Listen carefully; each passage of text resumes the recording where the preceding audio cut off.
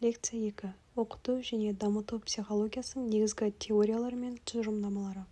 Оқу және білімдену проблемалары педагогиканың дидактика деп аталатын бөлімінде зерттеледі.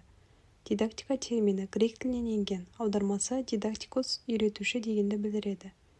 Алғашқы рет бұл сөз неміс педагогы Вольфганг Радке шығармаларында қолданылып, оқыту өнері мәнін аңдатқан. Каменский дидактиканы баршаны барлық нәрсеге үйретудің әмбебап өнері деп түсіндірген. Дидактика мұғалімге жалпы жол жоба көрсетіп, жетекшілік етеді. Сыннан өткен тиімді деген жолдарды ғана нұсқайды. Жүсіпбек Аймауытов. Дидактиканың негізгі міндеттері Радке заманынан бермен қарай бірде өзгерместен келе жатыр. Олар нені үйрету және қалай үйрету проблемасын шешу. Қазіргі заман педагогикасы бұларға қоса қашан, қай жерде, кімді және не үшін оқыту қажет деген мәселелерді қарқынды зерттеуде. Дидактика – бұл оқу және білімдену. Олардың мақсаттары, мазмұны, әдістері, құрал-жабдықтары, ұйымдастырылуы және нәтижелері жөніндегі ғылым. Дидактика өз пән аймағында іске қосылатын заңдылықтарды зерттейді. Оқу процесінің барысы мен нәтижесіне негіз болар тәуелділіктерді талдайды. Жоспарланған мақсаттар мен міндеттердің орындалуын қамтамасыз етуші әдістер. Ұйымдастыру формалары мен құрал-жабдықтарын белгілейді. Осының арқасында ол екі бас функцияны атқарады. Бірінші теориялық диагностика және болжастыру, екінші практикалық қалыпты іс-әрекет құралдар дайындау. Дидактика терминін неміс педагогы Радке ғылыми айналымға алғаш енгізді. Ол өзінің лекция курсын дидактика немесе сабақ беру өнері деп атаған еді. Каменский бірінші болып дидактиканы ғылыми білім жүйесі ретінде жасап, балаларды оқытудың бірізділікті ұстанымдарын және ережелерін ұсынды. Ол ұлы дидактика 1657 жылы еңбегінде оқыту теориясының маңызды сұрақтарын қарастырады. Білім беру мазмұны, көрнекілік, дидактикалық ұстаным, бірізділікті оқыту, оқытудың сыныптық, сабақтық жүйесін ұйымдастыру және тағы басқалары. Каменскийдің оқыту теориясы тәрбиелеудің табиғатқа сәйкестілік принципіне сай құрылған.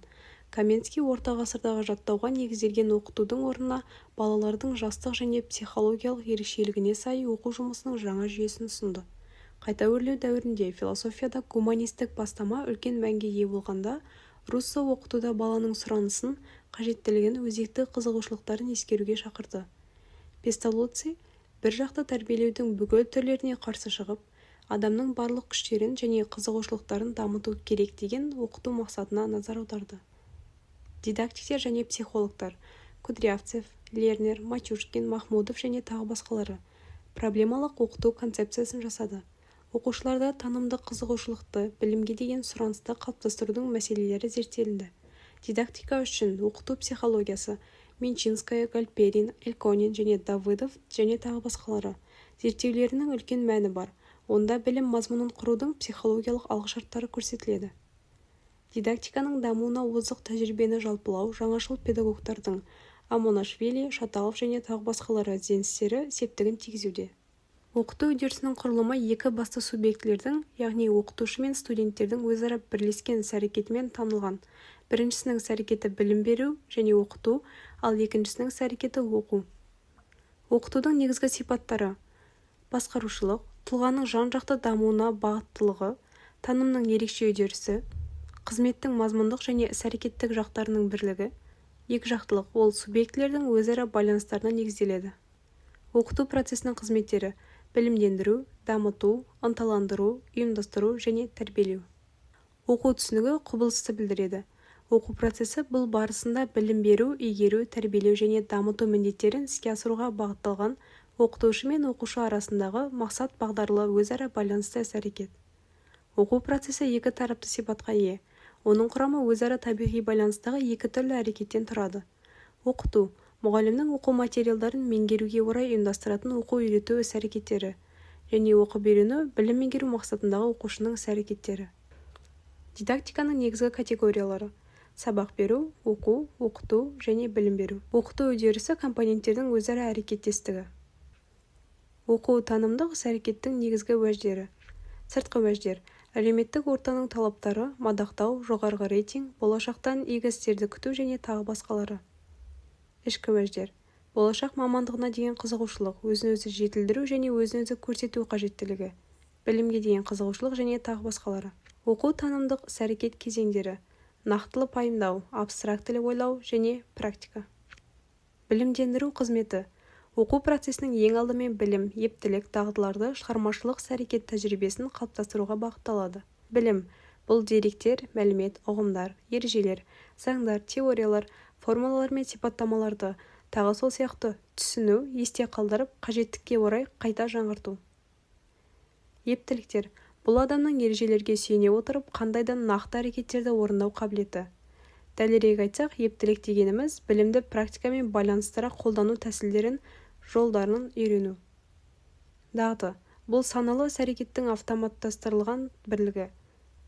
Басқаша айтсақ, дағды ойланбай орындалатын жоғары дәрежеде жетілген ептілік.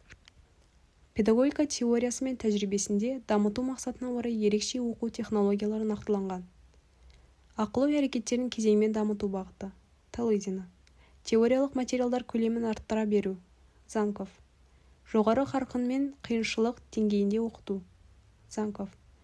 Оқушылардың өз оқу әрекеттерін сезінуін қамтамасыз ету. Занков. Проблемді оқыту. Матюшкин және Махмудов. Оқудың дамытушы әдістер жүйесін қолдану. Лернер, Скаткин. Оқудағы мазмұндық қорытындылау тұжырымы. Давыдов, Эльконин. Оқушылардың танымдық іс-әрекеттерінің белсенділігін көтеру әдістерін қолдану. Щукин.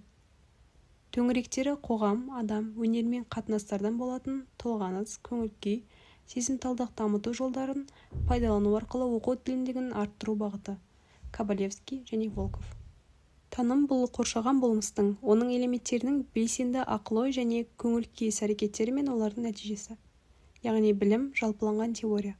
Заңдар мен ғылыми ұғымдардың санада бейнеленуі.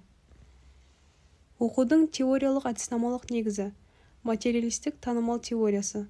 Бұл теорияға орай әлемнің шынайы адам санасынан тыс жасайды, бірақ оны танып білуге болады. Шындық пен нақты болмысты танудың диалектикалық жолы. Тікелей байқап, сезуден бейнақты орындауға, одан практикаға өту.